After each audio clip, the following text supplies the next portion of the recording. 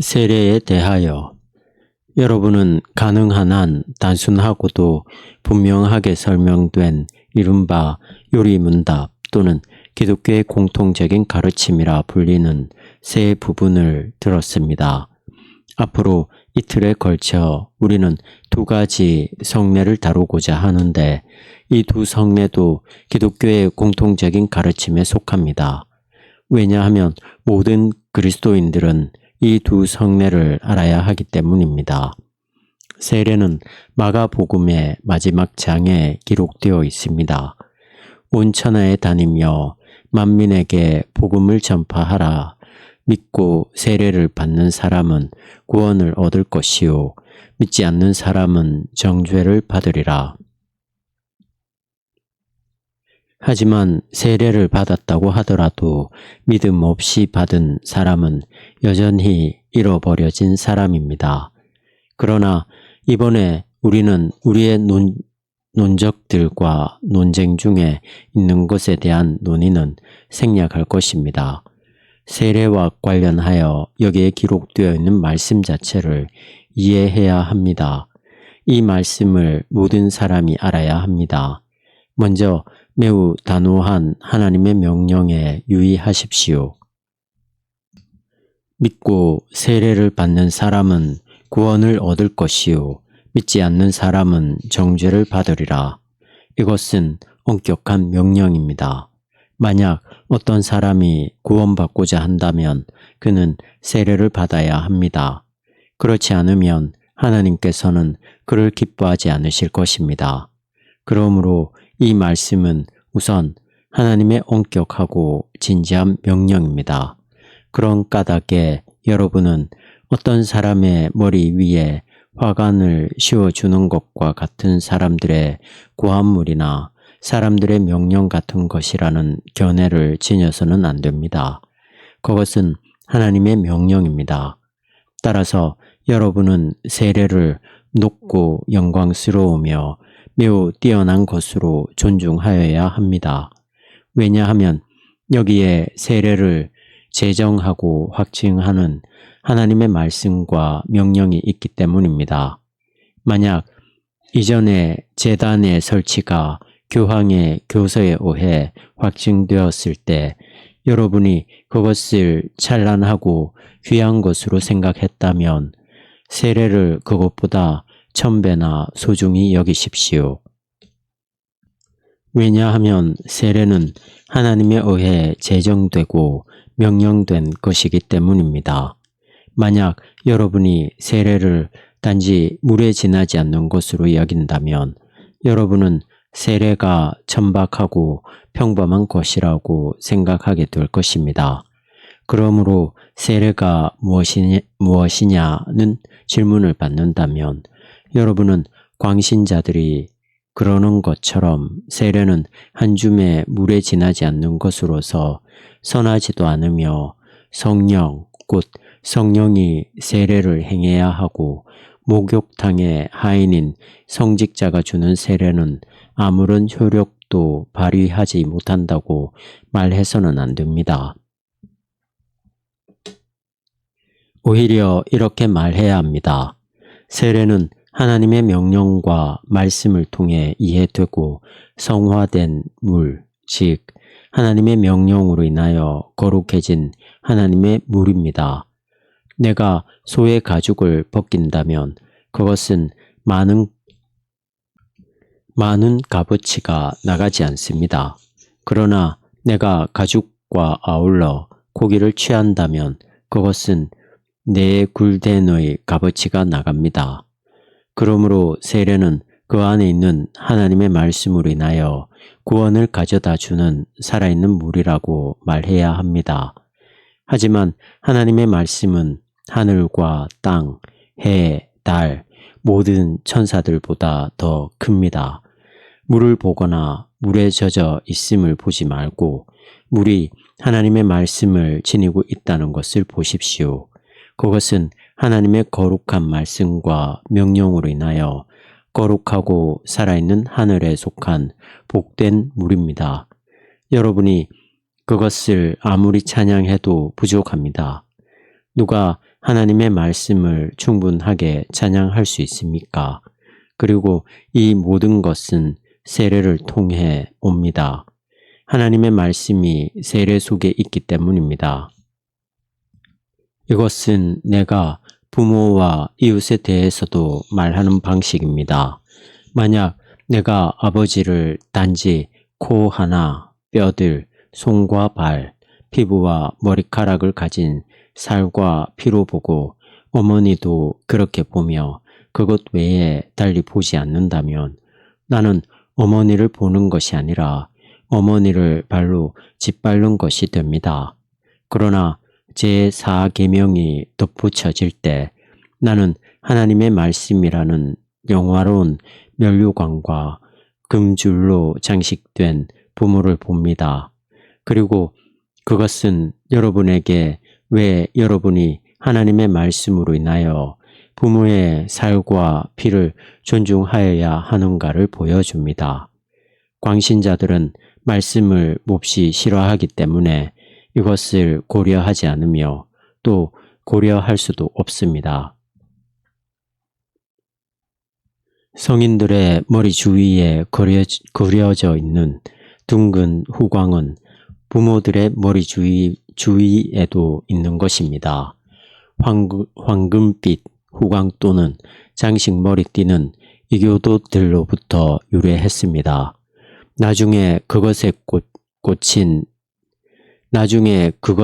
꽃이 더해져서 화관이 되었고 현재는 주교의 미트라가 되었습니다.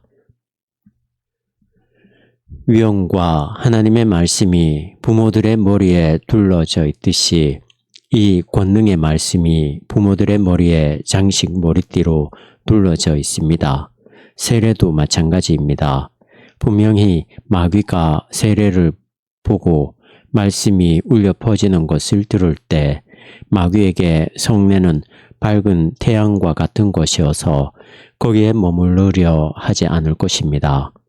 어떤 사람이 세례 안에 있는 하나님의 말씀으로 인하여 세례를 받을 때 거기에는 화덕에 이글거리는 불빛이 있습니다. 그리스도께서 세례를 받으셨을 때 하늘들이 열렸다는 것을 왜 여러분은 농담으로 생각합니까? 그러므로 세례는 물과 하나님의 말씀이 하나 속에 내포되어 있는 것이라고 말해야 합니다. 말씀을 버린다면 세례는 하녀가 소에게 주는 물과 동일한 물일 뿐입니다. 그러나 말씀을 취하면 세례는 하나님의 살아있고 거룩한 물입니다. 구원을 받을 것이요 라는 말씀을 생각하는 자는 그것 구원을 발견할 것입니다. 왜냐하면 구원을 받을 것이요 라는 말씀을 통해 그리스도께서는 세례에 구원을 부여하시기 때문입니다. 그러므로 세례를 통하여 구원, 죄사함, 죽음과 마귀로부터의 구속이 주어질 때 세례를 단순히 물이라고 할 수는 없습니다. 그러나 이 말씀 속에 얼마나 뛰어난 것이 들어있는가를 믿는 사람은 아무도 없습니다. 광신자들은 우리를 비웃으며 이렇게 말합니다. 너희 신교황 옹호론자들은 물을 믿으라고 사람들에게 가르친다.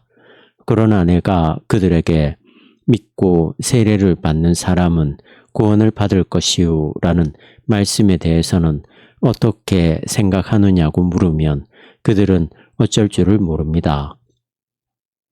그러므로 여러분은 그들에게 이렇게 말합니다. 우리는 물을 믿어야 한다고 가르치는 것이 아니라 물이 하나님의 말씀과 하나가 될 때 그 물이 세례라고 가르친다.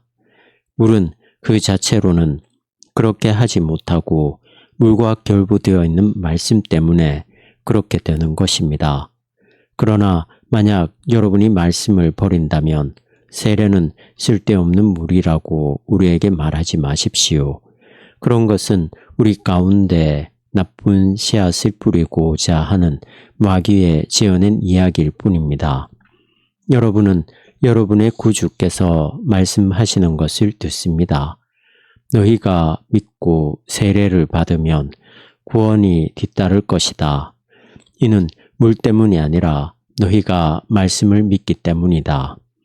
내가 여러분이 세례를 하나님의 말씀과 결부되어 있는 자연적이고 물리적인 물이라고 말해야 한다고 그토록 강조해서 말하는 것은 이유가 없는 것이 아닙니다. 이 둘, 즉 물과 하나님의 말씀이 결합될 때 바로 그것이 세례입니다. 그러나 여러분은 물이 내게 유익을 줄 수 있느냐고 말할 수 있을 것입니다. 유익을 줄 수 없습니다. 그렇다면 무엇이 유익을 줍니까? 세례입니다. 그러나 세례는 물이 아닙니까? 물이 아닙니다. 세례는 하나님의 말씀과 결부되어 있는 물이기 때문입니다. 그러므로 세례는 물과는 다른 그 무엇임에 틀림없습니다. 바로 이것이 물은 아무것도 이루지 못하지만 세례는 이룬다고 우리가 선언하는 이유입니다. 그러므로 세례는 하나님의 말씀을 지닌 물인 바 이것이 세례의 본질이자 실체입니다. 따라서 물과 하나님의 말씀이 결합될 때 그것은 필연적으로 하나님의 거룩한 물이 됨에 틀림없습니다. 말씀이 그러한 것처럼 물도 그렇게 되기 때문입니다. 나아가 세례의 유익도 알아야 합니다.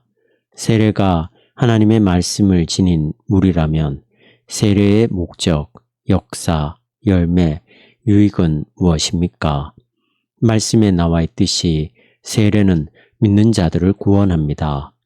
어린아이가 세례를 받는 것은 그가 제후가 되기 위해서가 아니라 말씀에 나와 있듯이 구원받기 위함입니다. 즉, 죄와 죽음과 마귀로부터 구속받아서 그리스도의 지체가 되며 그리스도의 나라에 들어가 그리스도께서 그 아이의 주가 되게 하기 위함입니다.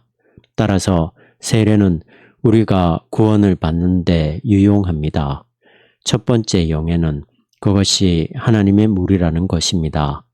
여러분이 세례를 볼 때 하늘들이 열렸음을 기억해야 합니다. 그 열매는 여러분을 죄로부터 구속하며 마귀로부터 해방하여 그리스도께로 인도한다는 것입니다.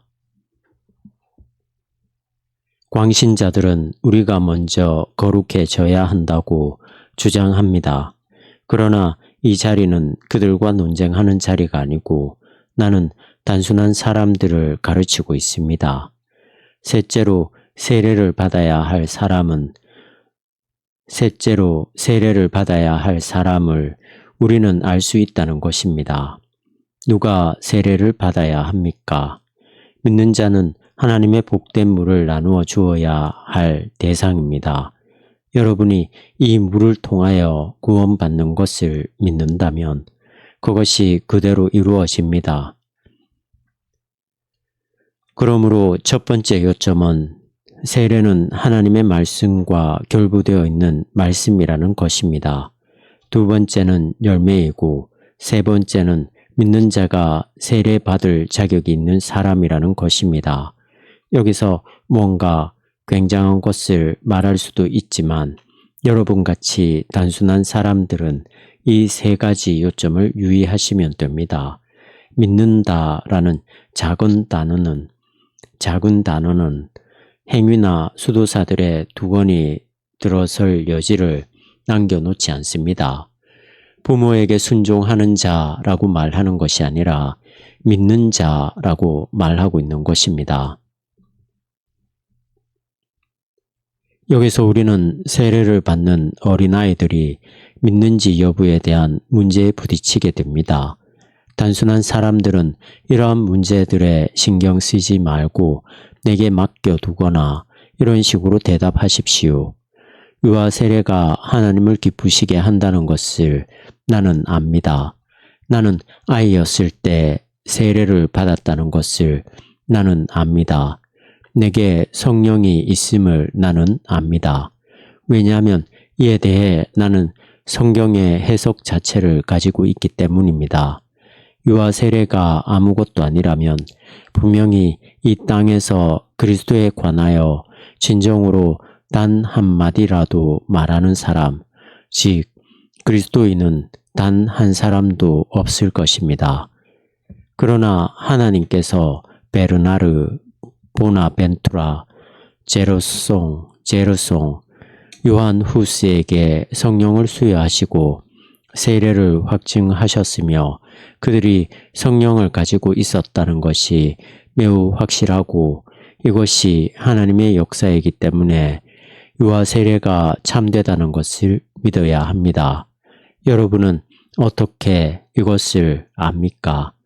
나는 하나님의 기이한 역사들을 보며 하나님께서 많은 이들을 거룩해 하셨고 그들에게 성령을 주셨다는 것을 압니다. 그러므로 여러분은 대적자들에게 어린아이들이 참되게 세례를 받는다고 말하면서 나는 그것을 하나님의 역사들을 통해 입증한다고 말하십시오. 그것은 그 열매에 의해 밝혀집니다. 열매가 있다면 나무가 있을 것임에 틀림없습니다. 더욱이 내게 있어서 하나님의 말씀은 1000배나 더 무게가 있습니다. 그러나 이것은 좀 더 유식한 사람에게 해당됩니다. 그러므로 세례는 물과 나의 신앙이 결합된 것이 아니라 하나님의 말씀을 지닌 물이라는 것을 유의하십시오. 나의 신앙은 세례를 받는 사람이 믿든 믿지 않든 세례를 만드는 것이 아니라 세례를 받는 것입니다. 왜냐하면 세례는 나의 신앙이 아니라 하나님의 말씀에 의존하기 때문입니다. 오늘날 한 유대인이 단지 대부의 세례시의 선물만을 바라고 세례를 받고자 했고 우리가 그에게 세례를 베풀었다면 그 세례는 참된 것입니다. 왜냐하면 세례는 물과 함께 베풀어지는 하나님의 말씀이기 때문입니다.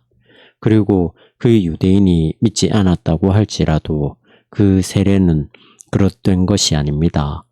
마찬가지로 만약 내가 분노 등등을 품고 있는 어떤 사람에게 성찬을 베푼다고 하여도 그는 그리스도의 참된 몸과 참된 피를 받습니다. 그러므로 유아들은 믿지 않으므로 세례를 받아서는 안 된다고 말하는 것은 잘못된 것입니다. 여러분은 이미 유아들이 믿는다는 것을 들었습니다. 왜냐하면 열매들, 즉 성령의 은사들이 뒤따르기 때문입니다. 성찬의 성례는 신앙에 의존하는 것이 아니라 그것을 제정한 하나님의 말씀에 의존합니다. 세례에 대해서도 마찬가지입니다. 어린아이들이 믿지 않았다고 할지라도 제 세례가 행해져서는 안 됩니다. 그러므로 여러분은 이렇게 말해야 합니다. 세례는 참된 것이었지만 내가 불행히도 그것을 믿지 않았다. 이들은 유치한 영들, 즉 제 세례파입니다. 나는 학식 있는 사람이자 설교자로서 다른 사람들의 신앙과 내 자신의 신앙으로 성찬에 나아갑니다.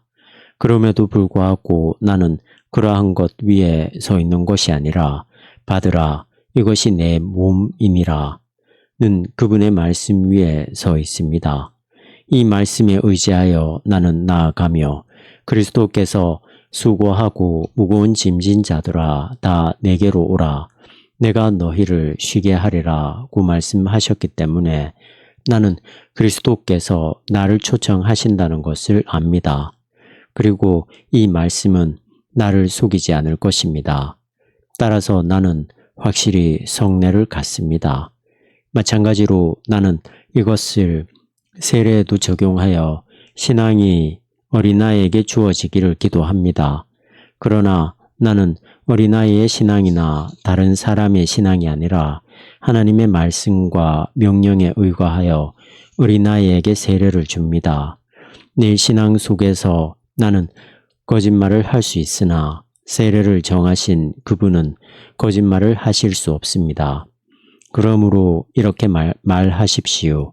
어린아이들은 반드시 세례를 받아야 하며 그들의 세례는 참되다. 왜냐하면 하나님께서는 그들의 탄생 직후에 세례를 받는 어린아이들에게 은혜를, 즉 뛰어난 은혜를 허락하시기 때문입니다. 그렇지 않고 만약 세례가 그릇된 것이라면 그 세례는 이 은혜를 가져오지 못할 것입니다. 둘째로 어린아이들이 믿지 않았다고 할지라도 그들에게 다시 세례를 주어서는 안 됩니다. 너희 광신자들은 이전의 세례가 참되지 않았다고 말합니다. 이것을 우리는 결단코 용인할 수 없습니다. 왜냐하면 세례는 명확한 것으로서 말씀을 지닌 물이기 때문입니다. 그러므로 아우구스티누스는 말씀과 떡과 잔이 임해오고 말씀은 하나의 성례가 된다고 말합니다. 이 두 성례는 불신자도 받을 수 있습니다.